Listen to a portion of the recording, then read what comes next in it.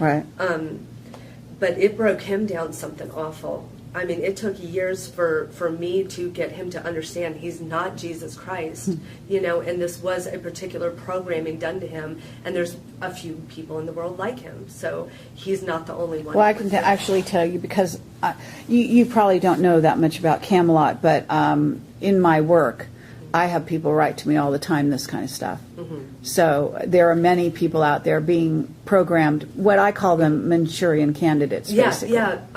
There was a Collins that I used to talk to quite a bit, and she told me she was afraid for my son because she thought, because there for a while he had such rage because of his anger over what happened to him.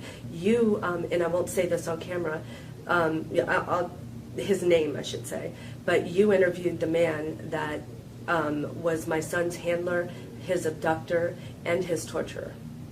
Interesting. From age 2 on. I'll tell you after the camera's off. Okay, yeah. I actually have a clue, but I'm not going to say anything here.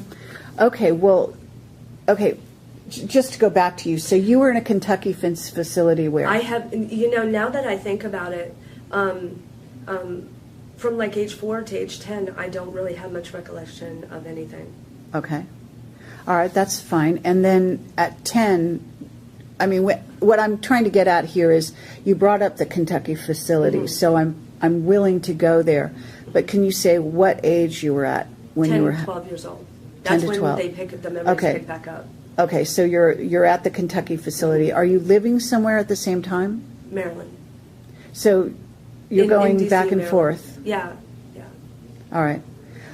Now you said you had ETs, that you were in meetings with ETs with your parents. When was that happening?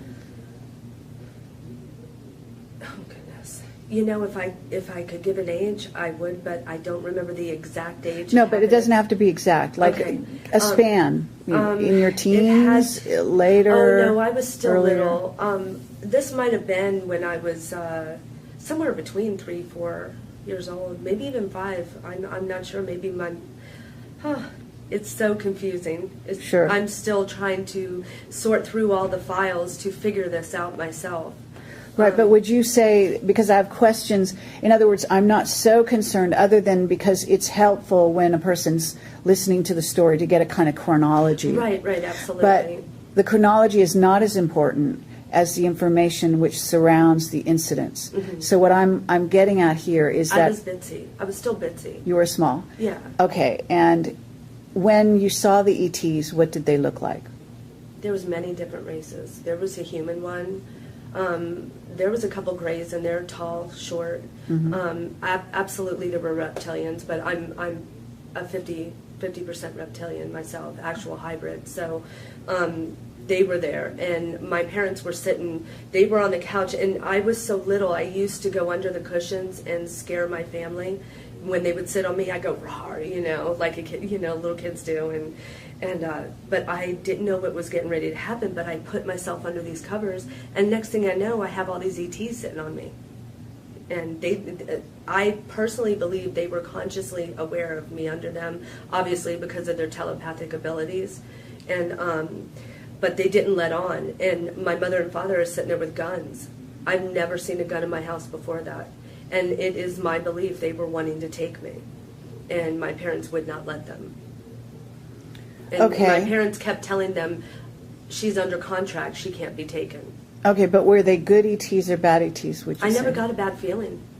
I never got a bad feeling. But your parents had guns. So, but your parents were torturing you, so those weren't necessarily the good guys, right?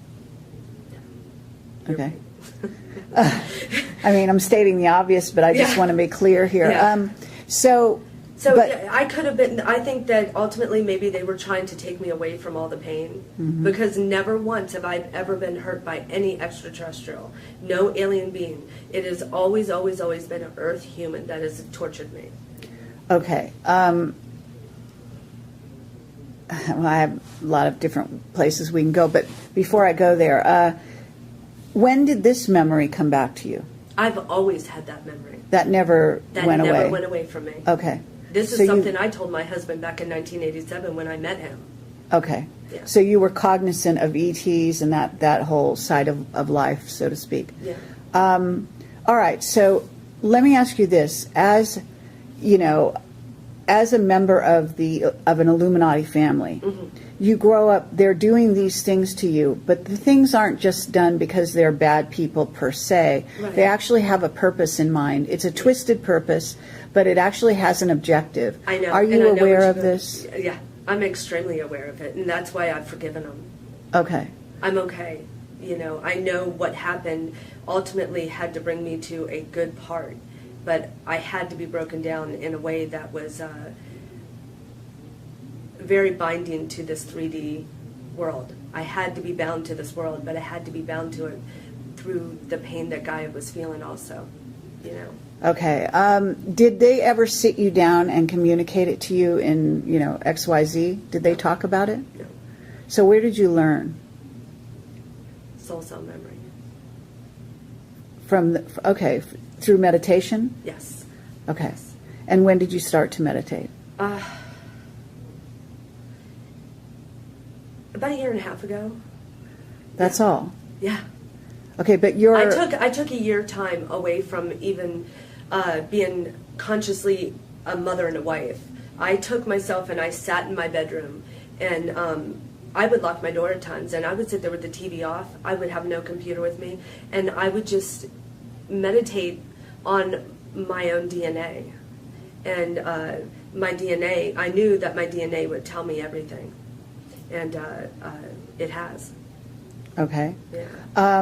And then I do have to interject that my brother, who's the Rockefeller, told me that I tried to talk to him before about everything because I knew my mom wasn't my mom. I knew that things were askew. I knew that all these ETs were coming into my home and everything I told you. And I was trying to put my own puzzle pieces together, and I'm like, you know, what's going on here? And he said, there's absolutely no way I'm telling you. He said, but in 3 years, you're going to come back to me. And in 3 years, you're going to ask me the question, am I right about everything about myself? And he said, at that moment is the moment I'm going to tell you that you're absolutely correct. And in 3 years, I went back to him, and I didn't remember the conversation with him about this until after I had asked him, am I right about everything? And he said the one-word answer was yes. Okay. And then I remembered asking him, talking to him about it. Okay, now why do you call a Rockefeller a brother? We have the same ET DNA. Okay, so you believe you're related on the ET side. What about is there a marriage between the Rockefellers and the Rothschilds? They're all interbred. Yeah. I mean, I guess that's a dumb question in a sense, but what I meant is, were you aware of a specific, no, you know, bloodline relation? No, my brother was made in Area 51. You probably know who my brother is, but please don't say it on camera. He is vicious. Okay. And people call him a fraud, and he's not a fraud. I have witnessed what he can do. Okay. Well, that's an interesting trajectory. Let me ask you, if you say your brother was made in Area 51, you mean he was a test tube baby kind of thing? Yes. Okay. Does he know that? Yes. He's a fully conscious being here. He was groomed in the Rockefeller family to be at the top. And he's a very secret at the top person. Is he head of MJ-12? You don't have to answer that. And I'm not going to. Okay, that's fine. Okay. Let me ask you this. Growing up, going through this trajectory, you're saying your real sort of awakening, though, only happened like 3 years ago? Yeah, it's been between like maybe about the 3 to 5 year time span. I started having a little like, I would tell my husband, things are askew about my family. You know, I know it. I know that there's something going on here. And then when my son had his breakdown, it was like a flood started happening in my family immediately. Just everything came. And the SS that did the stuff to my son was the actual first person that we went to about everything. Really? And I didn't. That wasn't exactly the best No, choice. but I didn't know that at the time. Okay. the afterwards is when I found out that he was the handler. Right. Very interesting. Yeah. Yeah. Of course. I was led to him because it can only be divine that you're led to something like that, you know? It really is, because that was just telling me that it was time to find out everything. Okay. Now, what you told me is that you hadn't, when you went on stage, although it's the first time you did it kind of that way, that you said you had been talking about it. I did 2 really itty-bitty radio shows that it was more like talking to a group of people, you know, maybe 10, 12 people or so. Okay. And so it was like just having a get-together with family, you know, or friends or something. But I did a radio show in January called The Galactic Connection with Erica Getch, and that was my first real, like, coming out to everyone. Okay. That had 300,000 live viewers, and I didn't know it until afterwards, and if I had known it during it, I probably would have stumbled all over everything, because I'm just a nervous wreck telling all of this.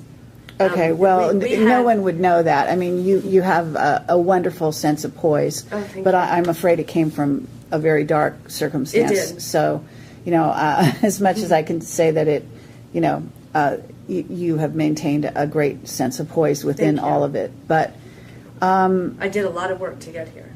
You know, a lot of work on myself in that year to be able to be calm enough. Okay. And so did you plan to come forward? You know, a part of me always wanted to say something once I started learning it, but the more I got harassed and the more directed energy on me and the more my brother pulled the hits on me and stuff, I stepped back just ever so slightly once in a while. And when January came, I don't know, it just was like, I knew it was time.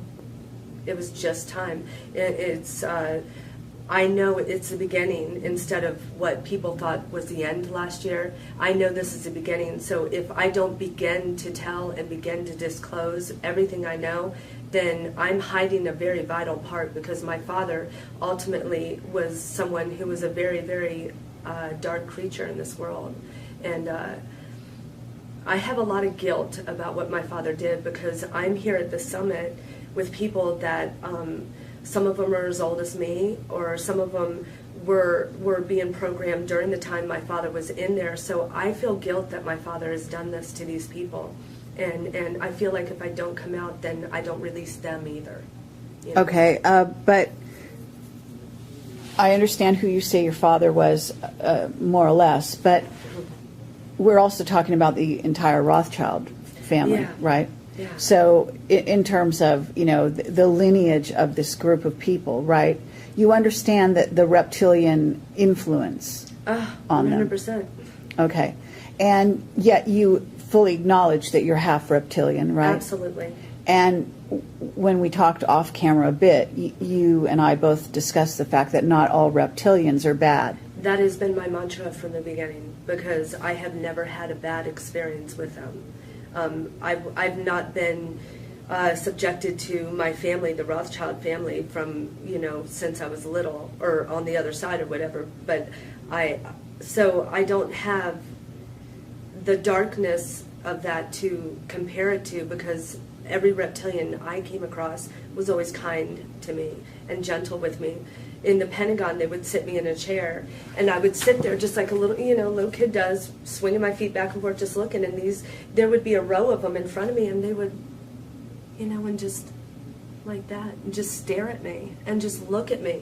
And it was the oddest thing, but they did it so much that I became comfortable with it.